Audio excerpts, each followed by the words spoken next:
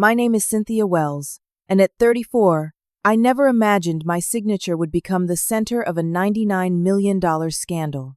8 years of dedication to ethical grant management at our nonprofit taught me that sometimes integrity speaks louder than authority.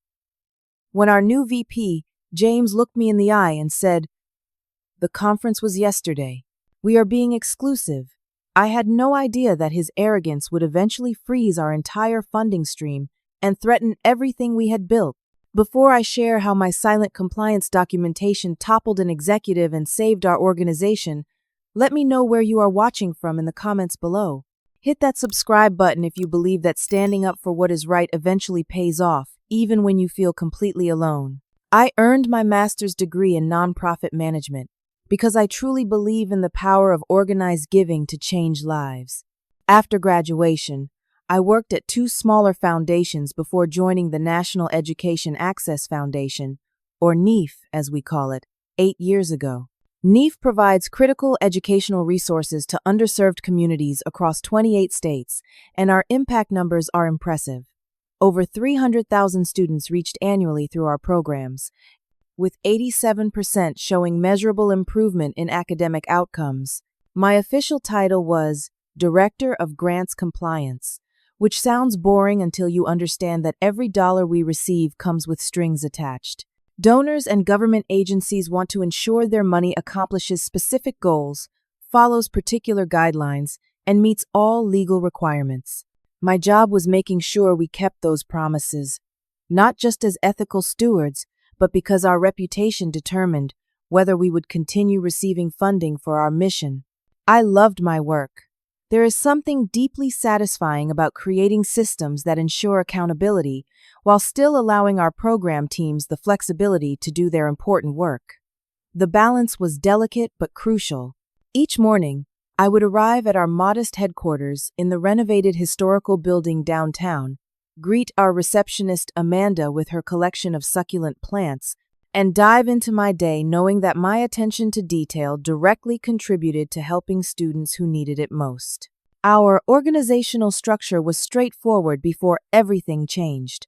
Dr. Patricia Williams, our founder and CEO, had built NEAF from the ground up 20 years ago. A former education administrator herself, Patricia understood both the bureaucratic complexities of school systems and the human impact of educational inequality.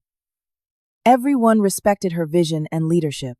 Thomas Grayson served as our chief operating officer, brilliant with budgets and generally supportive, though he tended to avoid confrontation whenever possible.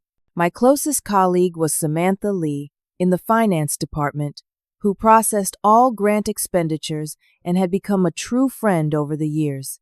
Our board of directors consisted of 12 members with diverse backgrounds, several longtime education advocates who had supported Patricia from the beginning, mixed with newer additions from the business world who brought valuable financial expertise, but sometimes seemed impatient with nonprofit pacing. The balance had always worked well, with mutual respect keeping discussions productive even when perspectives differed. Everything changed 4 months ago when Dr. Patricia took an unexpected medical leave after being diagnosed with stage 3 lymphoma. While the prognosis was optimistic, her treatment protocol required her to step away from day-to-day operations. The board, concerned about leadership continuity, quickly approved hiring an interim vice president of operations to support Thomas until Patricia could return. Enter James Harrington, with his Harvard MBA, designer suits, and impressive resume from the corporate world. On paper, James seemed perfect. He had overseen multi-million-dollar budgets at a management consulting firm and claimed specialized experience in organizational efficiency. What his resume failed to mention was his complete lack of nonprofit experience or understanding of the unique compliance requirements in our sector. I still remember his first day. The board chair introduced him at our all-staff meeting, where he delivered a polished speech about bringing fresh perspectives and modernizing operations. His smile never quite reached his eyes as he scanned our modest conference room. When we broke for coffee afterward, I approached him to schedule a briefing on our grant compliance systems. "That sounds incredibly detailed," he said, checking his watch. "Why don't you just send me a one-pager with the highlights?" I'm looking at the big picture right now. I should have recognized that dismissal as the first red flag. Instead, I spent that evening creating not just a one-page summary, but also a comprehensive briefing document with visual workflows and examples of how compliance directly impacted our program delivery. The next morning, I found my carefully prepared materials untouched in his inbox tray when I dropped off some required signatures. Within his first 2 weeks, James had begun implementing streamlined approval processes that bypassed several of our established verification steps. When I raised concerns during a staff meeting about potential compliance issues, he cut me off with a wave of his hand. "Cynthia, we cannot let bureaucracy stifle our ability to execute. These redundant checks are exactly what I was brought in to modernize." The word redundant stung. Each verification step existed for a specific reason, often because we had learned hard lessons in the past. But I told myself to be patient. Maybe he just needed time to understand our world. I began documenting each procedural change in a dedicated folder, along with my professional concerns about potential compliance implications. At the time, it felt like covering my bases. I had no idea how crucial that documentation would become. By his 1-month mark, James had reorganized reporting structures so that I no longer reported directly to Thomas, but instead to one of James's newly hired assistants, Ethan Douglas, who had worked with him at his previous firm. Ethan had zero grant experience but now served as a gatekeeper to James. My emails requesting meetings or raising compliance concerns were frequently met with variations of "James thinks this is low priority right now," or "James has asked that we focus on strategic initiatives." Meanwhile, I watched with growing unease as James charmed the board with presentations full of business jargon and impressive-looking charts about operational velocity and resource optimization. Board members seemed impressed by his confidence and corporate polish, a stark contrast to our usually modest nonprofit approach. Only a few of the longtime education advocates on the board occasionally asked questions about program impact, questions that James skillfully deflected with promises of comprehensive reviews forthcoming. My anxiety peaked when I discovered that James had approved a complete redesign of our grant tracking software without consulting anyone who actually used the system daily. The new system looked sleek, but lacked critical compliance tracking fields that had been customized in our existing software. When I emailed detailed concerns about this change, Ethan replied that the decision was final and that staff would need to adapt to modern systems. That evening, I confided in Samantha over dinner at our usual Tuesday restaurant. "I feel like I am screaming into the void," I told her. "Everything we have built to ensure proper oversight is being dismantled, and nobody seems to care." Samantha pushed her food around on her plate. "It is not just you," she said quietly. "Finance is being restructured too. James has brought in some consultant named Kyle to review our processes, but he barely understands nonprofit accounting. I overheard James telling him they need to make the numbers more attractive to corporate donors, whatever that means." That night, I could barely sleep. Something felt fundamentally wrong about the direction we were headed. The organization I had given 8 years to was changing rapidly, and not for the better. Little did I know that my biggest challenge, and the true test of my professional integrity, was just days away.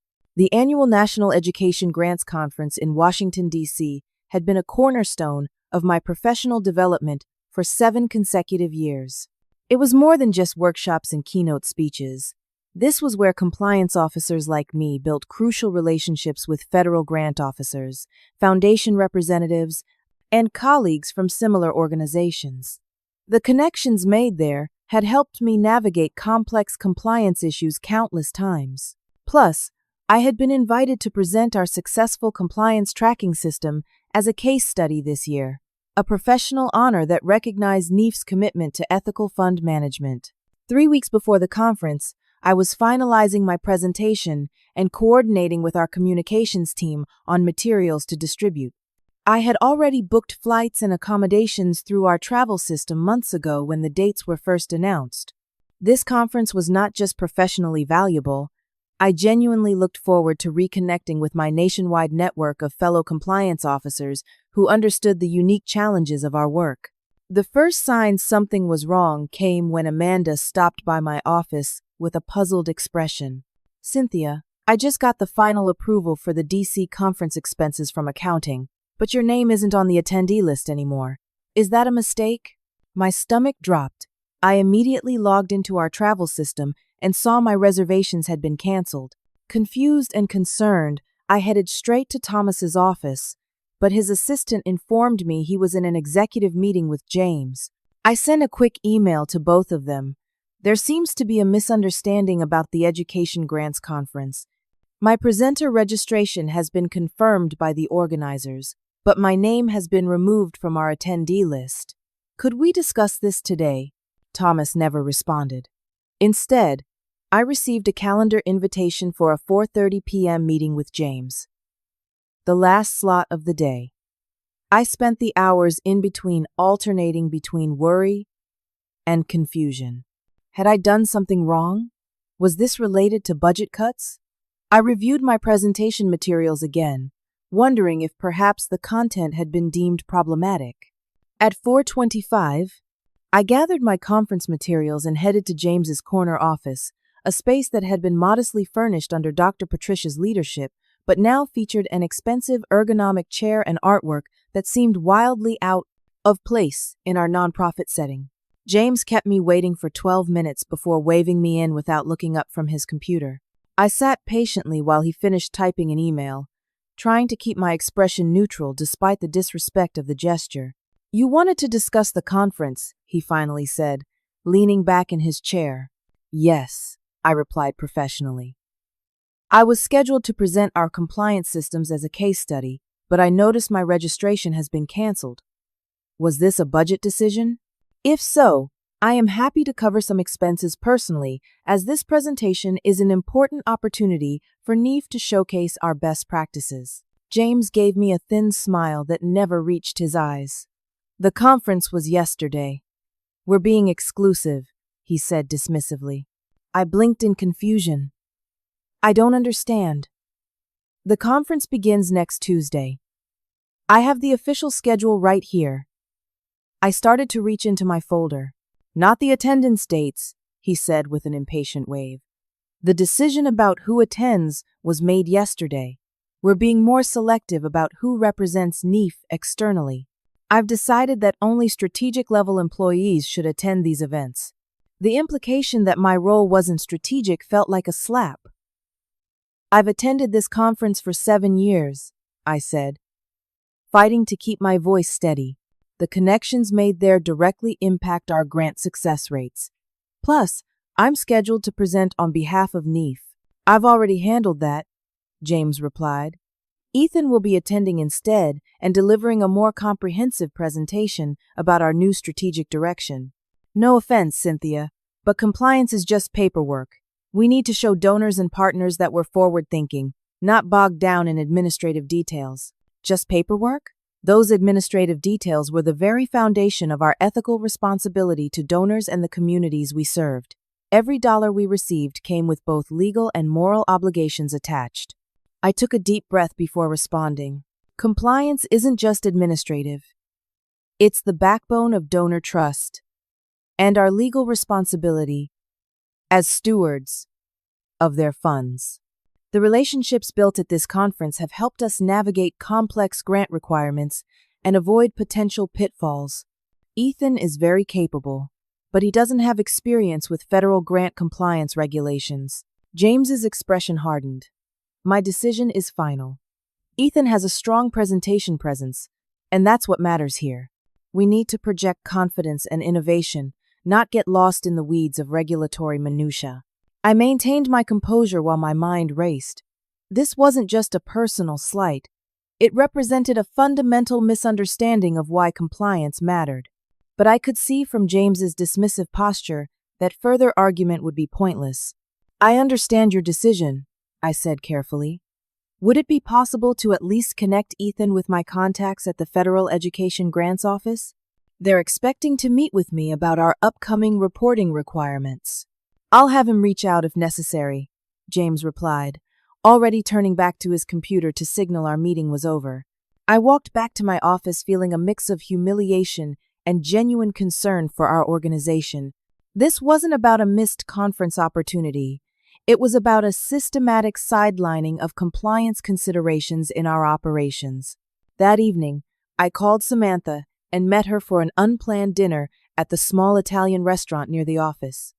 I needed to talk to someone who would understand. He basically said compliance is just paperwork, I told her after recounting the meeting.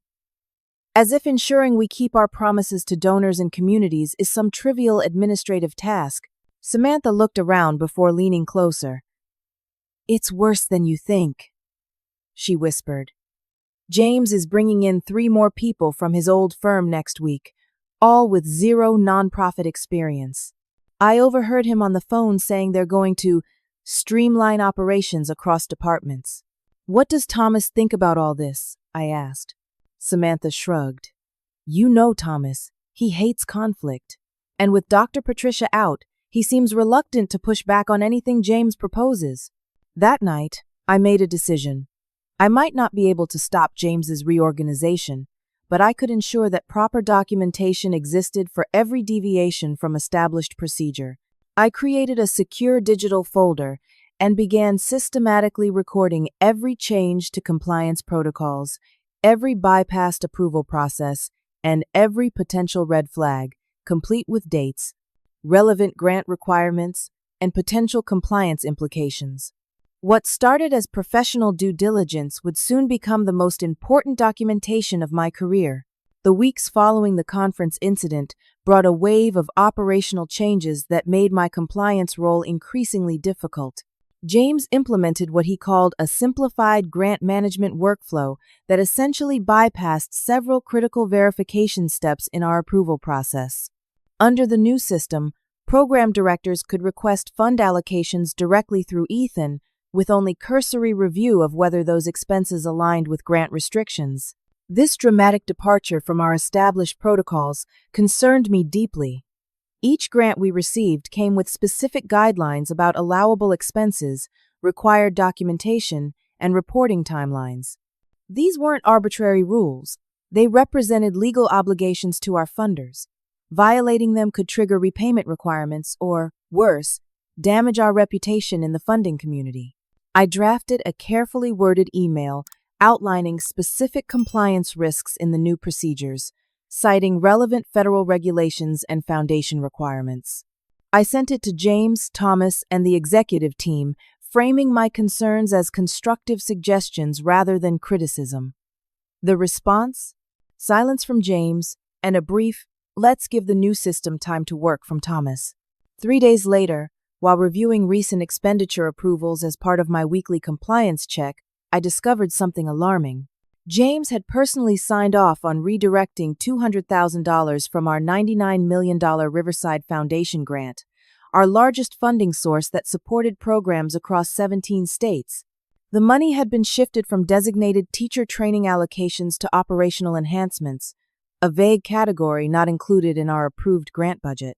The Riverside grant agreement explicitly required prior written approval for any reallocation exceeding $50,000. More concerning still, such changes needed my signature as the designated compliance officer named in the original grant agreement. My signature was nowhere on the document. I immediately requested a meeting with Thomas, bringing printed evidence of the unauthorized reallocation and the relevant sections of our grant agreement.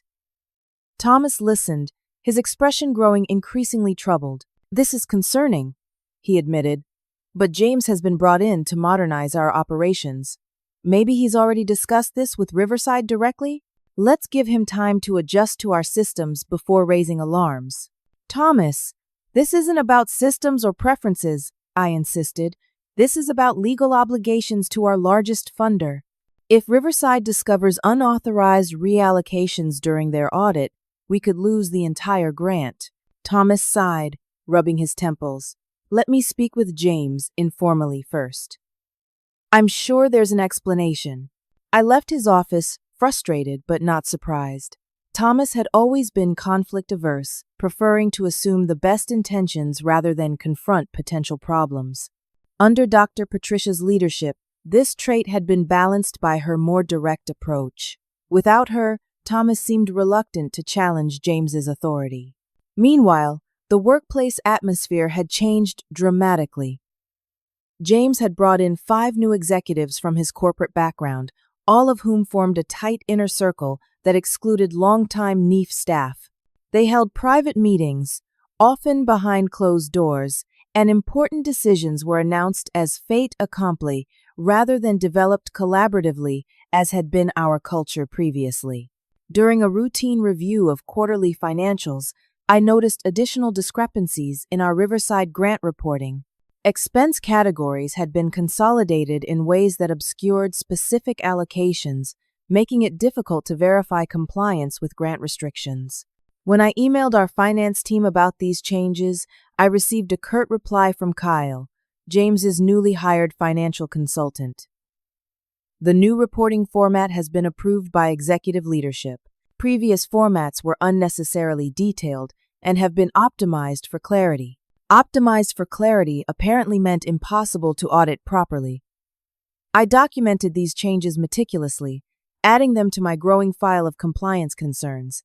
The situation came to a head during a staff meeting where I raised questions about the upcoming quarterly report due to Riverside Foundation. These reports were contractually required and needed specific data points to demonstrate compliance with grant terms. We need to ensure the Riverside quarterly report includes all required compliance documentation, I said when James asked for department updates. The deadline is next Friday, and I haven't received the program outcome data or expense categorization that needs to be included. James's expression hardened. Cynthia, this obsession with paperwork details is exactly the kind of bureaucratic thinking that holds nonprofits back. We're implementing a more streamlined reporting approach that focuses on impact rather than administrative minutia. With respect, I replied carefully, the reporting requirements aren't optional. They're contractually required elements that Riverside specifically looks for. Without them, we can still demonstrate the actual impact of our work without drowning in paperwork. James interrupted sharply. Your obstructionist attitude is becoming a problem, Cynthia. Perhaps you've been too comfortable with outdated processes to embrace necessary change. The room fell uncomfortably silent. Being publicly reprimanded for simply doing my job properly was humiliating. Several colleagues avoided eye contact, while others looked genuinely concerned. I noticed Samantha's supportive glance from across the table, but no one spoke up. After the meeting, colleagues who had previously sought my compliance guidance began avoiding me. Lunch invitations dwindled. Conversations stopped when I entered the break room. It became clear that association with the person who questioned James's methods was seen as professionally risky. My isolation grew, but so did my determination to maintain proper oversight. I continued documenting every deviation from grant requirements, building a comprehensive record of potential compliance issues. I tried raising concerns through proper channels, sending detailed emails to Thomas, and even reaching out to 2 board members with nonprofit experience, but received only non-committal responses about trusting the new leadership. One evening, working late to complete reviews that used to be part of my regular workflow, but now required after-hours dedication, I made a discovery that turned concern into alarm. The required quarterly compliance reports for the Riverside grant. Reports I had previously prepared, but had been reassigned to Ethan's team, hadn't been submitted for the past 2 quarters. This wasn't just a procedural issue.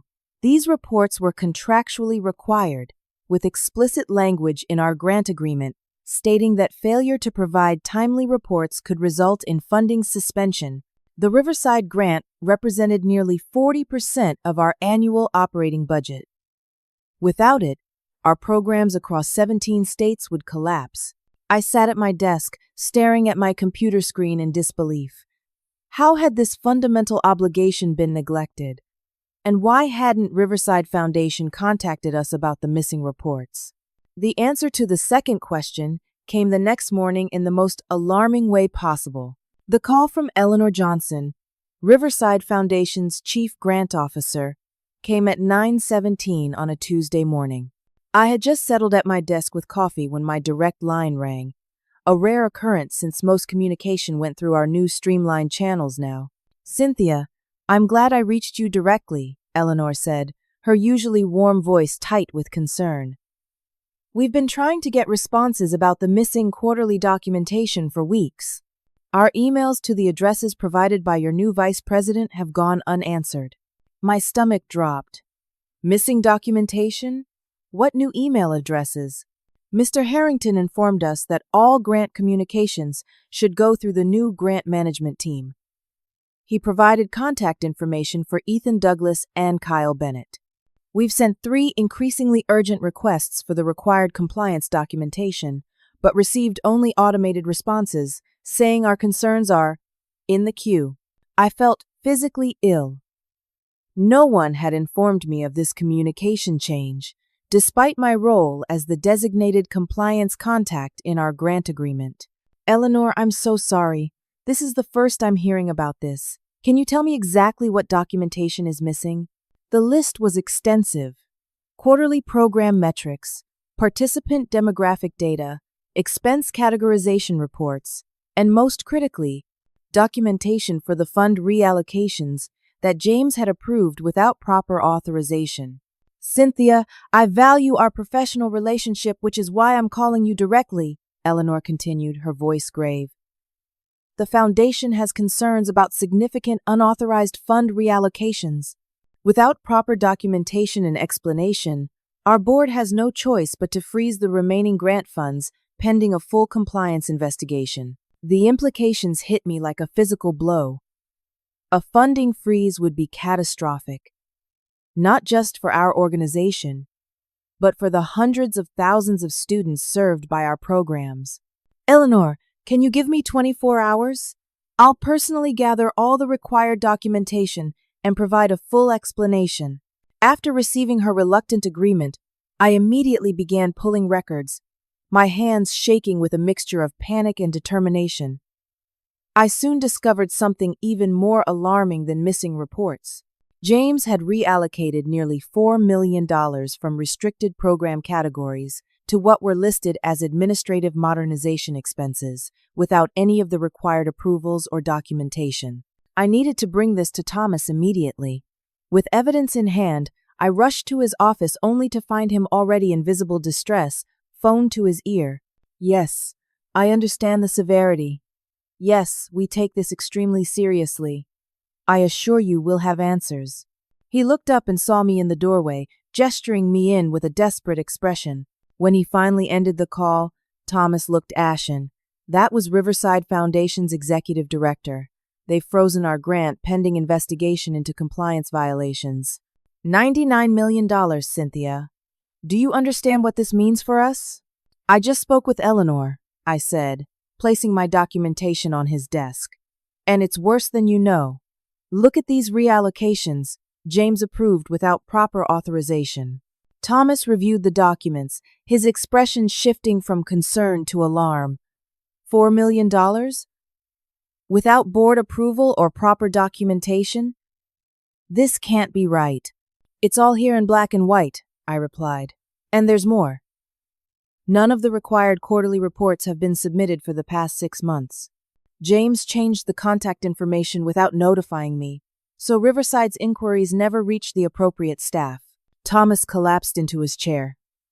"This could end us, Cynthia. Without that funding, we'll have to shut down programs in at least 10 states by the end of the month." As we spoke, Amanda knocked frantically on the door. "Thomas, the board chair is on line 1. She says it's an emergency." While Thomas took the call, I returned to my office and spent the next hour gathering every relevant document: original grant agreements, compliance requirements, documentation of all procedural changes implemented by James, and evidence of the unauthorized reallocations. By noon, an emergency all-staff meeting had been called. The atmosphere was tense, as Thomas announced that Riverside Foundation had temporarily frozen our largest grant funding pending compliance review. He provided no details but assured everyone that leadership was addressing the situation. James wasn't present for the announcement, but I spotted him in his office afterward, engaged in what appeared to be a heated phone conversation. Through the glass walls, I could see his face flushed with anger as he gesticulated forcefully. An hour later, Ethan appeared at my desk. James wants all grant documentation related to Riverside in the conference room immediately. The board is calling an emergency session for tomorrow morning. I'll bring everything we have, I replied neutrally, giving no indication of the extensive documentation I had already compiled. Late that afternoon, I received an email from James addressed to the entire executive team. In preparation for tomorrow's board meeting regarding the temporary Riverside funding review, I've prepared a comprehensive analysis of the situation. The primary issue appears to be rigidity in our inherited compliance systems that failed to adapt to modern grant management approaches. We'll need to demonstrate to the board how we're addressing these structural inefficiencies. Cynthia, please provide only the original grant agreement documentation. I'll handle the explanation of recent administrative adjustments. The message was clear. James was positioning to blame the compliance systems I had developed, rather than his unauthorized changes to those systems. That evening was one of the longest of my life. I stayed at the office until nearly midnight, meticulously organizing every piece of evidence into a clear timeline of events. I included emails showing my attempts to raise concerns, documentation of all procedural changes, and evidence of the unauthorized fund reallocations. As I worked, Samantha stopped by, having stayed late to help prepare financial documentation. "Are you okay?" she asked, concern evident in her voice. I looked up from my computer, suddenly aware of how exhausted I felt. I honestly don't know. James is clearly planning to blame the inherited systems for this mess. If the board believes him, I'll likely lose my job. If they don't, we might still lose our largest funding source. Samantha sat down across from me. People know the truth, Cynthia. The longtime staff, we all see what's been happening. Seeing and speaking up are different things, I replied without bitterness, just stating a reality we both understood. What are you going to do? She asked. I looked at the organized documentation before me. The only thing I can do, present the facts clearly and honestly. The rest isn't up to me. After Samantha left, I confronted the emotional turmoil I had been suppressing throughout this frantic day. My career at NEEF, 8 years of building trust, developing systems, protecting our mission, might end tomorrow. The organization I believed in might suffer irreparable damage. And for what? One man's ego and disregard for the fundamental ethics of nonprofit management. The choice before me was clear but difficult. I could present only what James had requested and potentially save my job while allowing him to scapegoat systemic issues for his actions. Or I could bring forward complete documentation that would protect the organization, but likely put me in direct opposition to James, a risky position given his influence with the board. In the end, it wasn't really a choice at all. Our mission of serving students who needed educational support had always been more important than any individual career, including mine. With renewed resolve, I finalized my presentation, saved backup copies of all documentation, and finally headed home at 1:30 in the morning, prepared for whatever the next day would bring. The board meeting was scheduled for 8 a.m. in our largest conference room. I arrived at 7, carrying both physical and digital copies of all relevant documentation. The room was empty, except for Amanda, who was setting up coffee and water for the attendees. The board members are gathering in the small conference room first for a private discussion, she explained, her usual cheerful demeanor subdued. They asked not to be disturbed until 8. I used the time to review my materials once more, ensuring everything was organized for maximum clarity.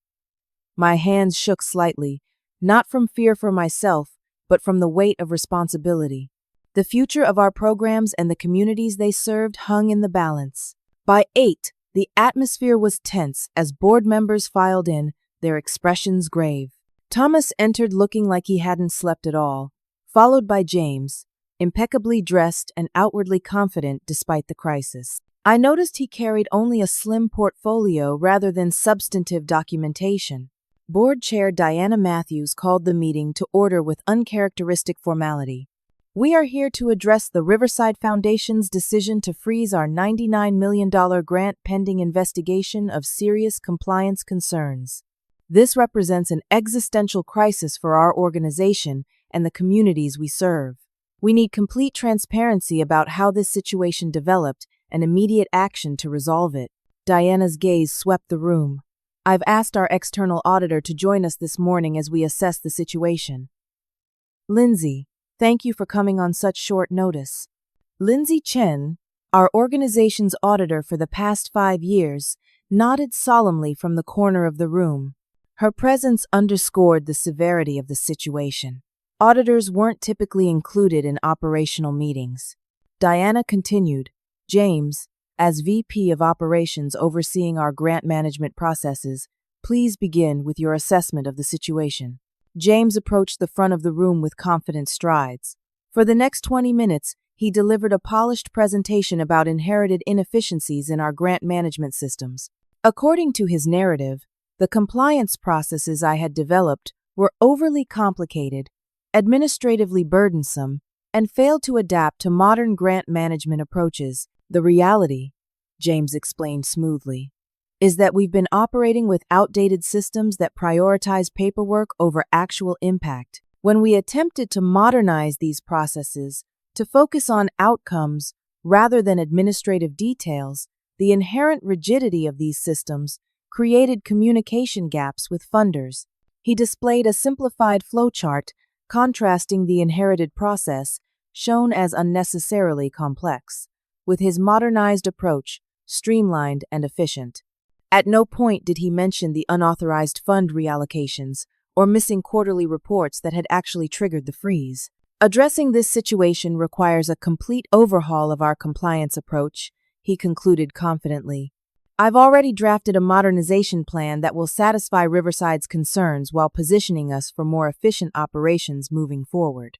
Throughout his presentation, I noticed several board members nodding along, particularly those from corporate backgrounds who responded to his business-focused framing. The longtime education advocates looked more skeptical but remained silent. When James finished, Diana thanked him and turned to me. Cynthia, as our Director of Grants Compliance, we'd like your perspective on this situation. I took a deep breath and approached the front of the room, placing my documentation on the table.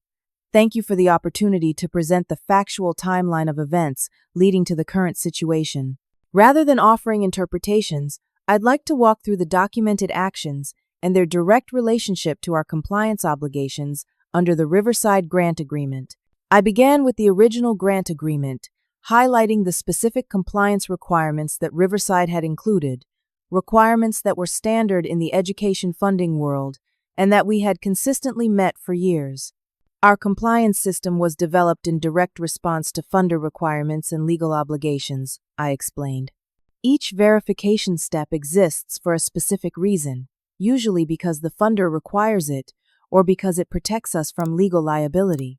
I then presented a clear timeline of procedural changes implemented over the past 4 months, with specific documentation showing how each change bypassed required compliance steps. I was careful to stick strictly to documented facts rather than assumptions about intent.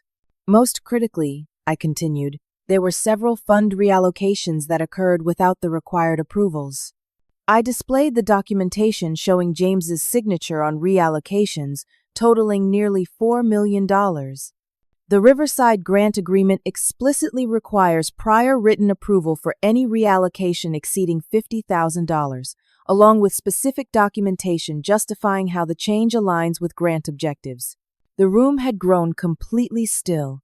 Even James's normally confident posture had stiffened as he realized the extent of my documentation.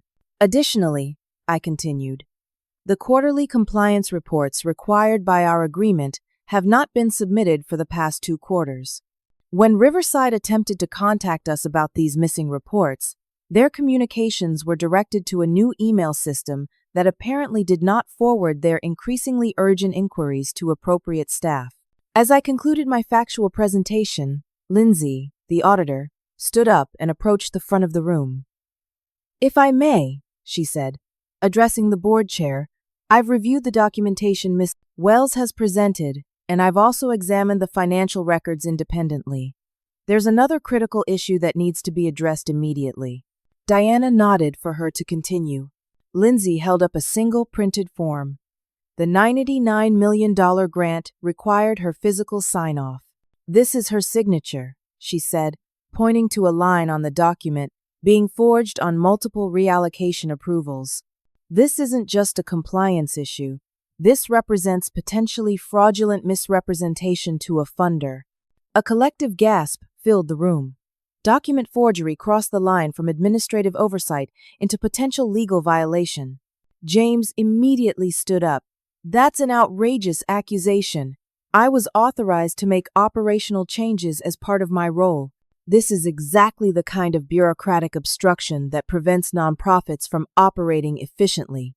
Authorization to improve processes doesn't extend to signing someone else's name on legally binding documents," Lindsay replied calmly. "Nor does it permit fund reallocations explicitly forbidden in grant agreements." James turned to the board, his composure cracking slightly. "This is clearly a coordinated attempt to undermine the necessary changes I was brought in to implement. If Cynthia had been more cooperative with modernization efforts rather than clinging to outdated processes, we wouldn't be in this position." Diana raised her hand to stop his defensive speech.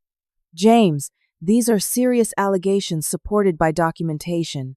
Do you deny authorizing these fund reallocations without proper approval?" "I streamlined an unnecessarily complicated approval process," he replied, evading the direct question. "The funds were still used for educational purposes, just allocated more efficiently." "That wasn't your decision to make unilaterally," one of the longtime board members said firmly. "Grant restrictions aren't suggestions. They're legal obligations we accept when we take the funding." Another board member leaned forward. "What about the missing quarterly reports and redirecting Riverside's communications away from the compliance team?" James's responses grew increasingly defensive as more questions came from the board. His attempts to redirect blame to systemic issues fell flat in the face of clear documentation showing the systems had functioned properly until his unauthorized changes. After nearly an hour of increasingly tense discussion, Diana called for a break. "The board needs to deliberate privately. James, Cynthia, Thomas, please remain available. We'll reconvene in 1 hour." As we filed out, I caught Samantha's eye across the room. She gave me a subtle thumbs up, the first moment of support I'd felt in this otherwise grueling morning. The hour of waiting was excruciating.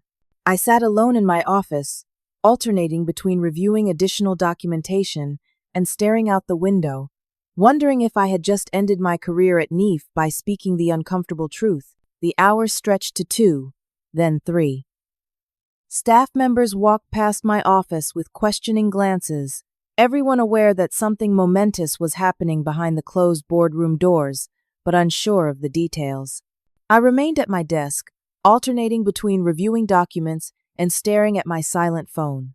At one point, I saw James pacing in the hallway outside the boardroom, repeatedly checking his watch and phone. His earlier confidence had visibly eroded, replaced by barely contained agitation. Our eyes met briefly through my office window before he abruptly turned away.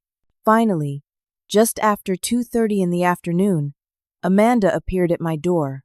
"The board requests your presence in the conference room," she said quietly. When I entered, I immediately noticed James's absence. The board members sat in silence, their expressions unreadable. Diana gestured for me to take a seat. "Cynthia," she began formally, "after reviewing all evidence and lengthy deliberation, the board has made several critical decisions that we want to communicate to you directly." My heart pounded as I waited for whatever came next. "Effective immediately, James Harrington has been terminated from his position. His actions represented a serious breach of both our internal policies and our legal obligations to funders. Relief flooded through me, quickly tempered by the realization that terminating James wouldn't automatically restore our frozen funding. Diana continued. We've already initiated contact with Riverside Foundation to begin remediation efforts. Their board has agreed to review the situation with the understanding that the compliance violations were not representative of our organization's standard practices or values. She slid a folder across the table to me. This contains a detailed action plan for addressing all compliance issues identified. The board unanimously requests that you take on the role of Interim Vice President of Compliance and Operations, effective immediately, to lead this remediation effort. I stared at the folder, processing what this meant. I appreciate your confidence, I said carefully. My primary concern is restoring proper compliance systems and securing the continued funding for our programs. That's exactly why we need you in this role, Thomas said, speaking up for the first time. No one understands our compliance obligations better, and no one has demonstrated more commitment to our mission and integrity. As we discussed next steps, my phone buzzed with an incoming call. Seeing Dr. Patricia's name on the screen, I excused myself to answer. Cynthia. Patricia's voice was weaker than I remembered, but still carried her characteristic determination. I've just spoken with Diana. I want to personally thank you for your courage and integrity during this crisis. Tears sprang to my eyes at hearing her voice. Dr. Patricia, I'm so sorry this happened during your medical leave. You have nothing to apologize for, she interrupted firmly. You protected everything we've built together. The board has my complete support in appointing you to the interim VP position. In fact, I insisted on it. After our call, I returned to the boardroom with renewed determination. The next 72 hours were a whirlwind of activity as we implemented emergency measures to address the compliance violations and restore our relationship with Riverside Foundation. I led a team working nearly around the clock to reconstruct proper documentation for all grant activities, identify every unauthorized reallocation, and develop a corrective action plan. We established direct communication with Eleanor and her team at Riverside, providing complete transparency about what had happened and how we were addressing it. Samantha proved invaluable, working late into each night to help recreate accurate financial records. Other longtime staff members stepped up as well. Everyone united by a shared commitment to our mission and determination to preserve the programs that served so many communities. Throughout this intense period, I received unexpected support from across the organization.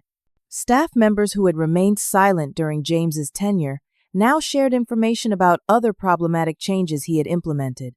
Several confided they had feared retaliation if they spoke up earlier. 5 days after the emergency board meeting, I led a delegation to Riverside Foundation's headquarters for a face-to-face meeting with their executive team and board representatives.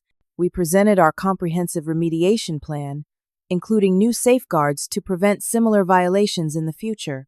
We're not asking for blind trust, I told them honestly. We're asking for the opportunity to demonstrate through actions and complete transparency that this situation resulted from the unauthorized actions of one individual, not a failure of organizational values. After 2 hours of detailed discussion, Eleanor pulled me aside as the meeting concluded. The board is impressed with your candor and the thoroughness of your remediation plan, she said. It couldn't have been easy to stand up against internal pressure in defense of proper compliance. 1 week later, we received official notification that Riverside had agreed to unfreeze our grant funding with enhanced reporting requirements for the next 6 months. The additional oversight was a small price to pay for preserving the programs that served hundreds of thousands of students across 17 states. As we implemented the remediation plan, I also led an organization-wide effort to strengthen our compliance systems and ethical guidelines. We created clear whistleblower protections, established multiple channels for raising concerns, and implemented additional verification steps for major financial decisions. The crisis had been painful, but ultimately strengthened both our systems and our organizational culture. As one staff member put it during a team meeting, we've been reminded of why the details matter. because behind every compliance requirement are the communities and students we've promised to serve. The months following the funding crisis brought significant changes to both our organization and my professional life. What began as emergency damage control evolved into thoughtful rebuilding of systems, relationships, and trust. My role as interim vice president became a daily exercise in balancing immediate operational needs with long-term strategic thinking. I assembled a cross-departmental team to review and strengthen all our compliance procedures, ensuring they remained robust while also being as streamlined and user-friendly as possible. We wanted strong protections without unnecessary bureaucracy, a balance that required careful thought rather than James's sledgehammer approach. The workplace atmosphere transformed, gradually, but noticeably. The culture of fear that had developed under James's leadership dissipated as staff members began speaking up again in meetings, offering suggestions, and even constructive criticism. Several people who had considered leaving decided to stay, recommitting to our mission with renewed enthusiasm. My relationships with colleagues deepened through our shared experience of crisis and recovery. People who had distanced themselves during James's tenure now sought me out for collaboration. Samantha and I became even closer friends, our Tuesday dinner tradition expanding to include other colleagues who shared our commitment to both effective operations and ethical management. "You know what I realized through all this?" Samantha said during one of our dinners. "It's that integrity isn't just a personal virtue, it's a professional necessity in our field. Without donor trust, we have nothing." Her observation resonated deeply. In the nonprofit sector, trust isn't just about reputation, it's the fundamental currency that enables our work. Every promise kept, every dollar properly tracked, every outcome honestly reported builds the foundation for future support. 3 months after the crisis, Riverside Foundation conducted their scheduled site visit, now with heightened scrutiny given recent events. I led their team through comprehensive reviews of our restored compliance systems, financial tracking, and program implementations. By the final day, their initially cautious approach had transformed into genuine appreciation for the transparency and accountability now embedded throughout our operations. "This is exactly what responsible stewardship looks like," the Riverside Board representative commented during their closing meeting. "Not perfect systems, those don't exist, but systems designed with integrity and continuous improvement in mind." My personal healing journey progressed alongside the organizational recovery. The isolation and self-doubt I had experienced during James's tenure gradually gave way to renewed confidence in my professional judgment. Standing alone for what I knew was right had been difficult, but ultimately affirming. I rediscovered my voice and learned that it carried more weight and influence than I had realized. 4 months into my interim role, Dr. Patricia returned from medical leave on a part-time basis. Her treatment had been successful, though her recovery would continue for some time. Her first day back, she called me into her office, not the large corner space James had claimed, but her original modest room filled with photos of students and communities we served. "I've been thinking about our leadership structure," she said after we caught up on personal news. "Thomas has decided to take early retirement next month. This crisis took more out of him than he expected." I nodded, unsurprised. Thomas had been increasingly withdrawn since the emergency board meeting, his confidence shaken by his failure to recognize and address the problems earlier. "The board and I have discussed our needs going forward," Patricia continued. "We'd like to officially offer you the position of Vice President of Compliance and Strategic Operations. Not interim, not temporary, a permanent leadership role at NEEF." The offer stunned me despite my successful handling of the interim position. "I'm honored by your confidence," I replied honestly. "My only concern is maintaining my connection to the compliance work that I believe is so fundamental to our mission." Patricia smiled. "That's exactly why you're the right person. This new role would keep compliance at its center, but expand your authority to ensure that operational decisions never again undermine our ethical obligations. You've earned this through both expertise and character." I accepted the position, stepping into a leadership role I had never anticipated, but now embraced with both humility and determination. The learning curve was steep, but the core principles that had guided my compliance work, integrity, attention to detail, and unwavering focus on mission, proved equally valuable in executive leadership. Perhaps the most surprising outcome came 6 months after the crisis, when our development team reported an unexpected trend. Despite the temporary funding disruption, our overall grant portfolio had actually expanded. Word had spread through the nonprofit funding community about how we had handled the compliance crisis with transparency, accountability, and a commitment to doing things right rather than just doing things quickly. Funders are specifically mentioning our enhanced compliance systems as a reason for their confidence in us, our development director explained during a leadership meeting. In an era of increasing scrutiny of nonprofit management, our demonstrated commitment to ethical stewardship has become a competitive advantage. This revelation affirmed what I had always believed, but struggled to articulate effectively. That rigorous compliance isn't opposed to effective mission delivery, but is in fact essential to it.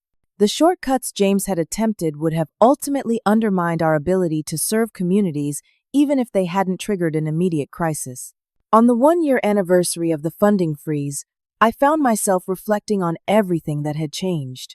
Our organization was stronger, our systems more robust, our culture healthier.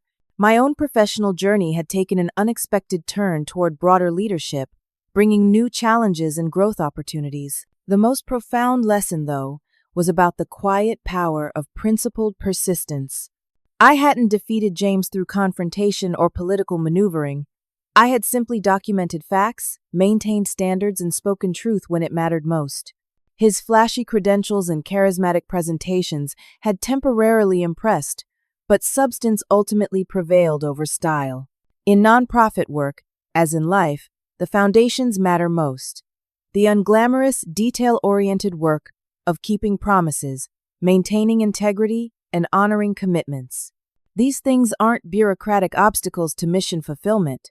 They are the essential infrastructure that makes sustainable mission fulfillment possible. Standing firm in your values, even when standing alone, isn't always easy or immediately rewarded, but integrity has a staying power that shortcuts and corner-cutting can never match.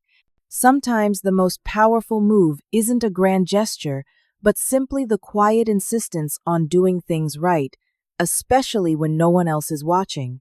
I share this story not to highlight my own actions, but to encourage anyone facing similar challenges in their workplace. Have you ever had to choose between speaking difficult truths or taking the easier path of silence? How did you handle that moment, and what did you learn from it? Your experiences might help someone else facing their own crossroads of conscience. If this story resonated with you, please consider sharing it, subscribing to hear more real-life experiences, and leaving a comment about your own journey of workplace integrity. Remember, sometimes the strongest leadership comes not from those with the most authority, but from those with the courage to stand by their principles when it matters most.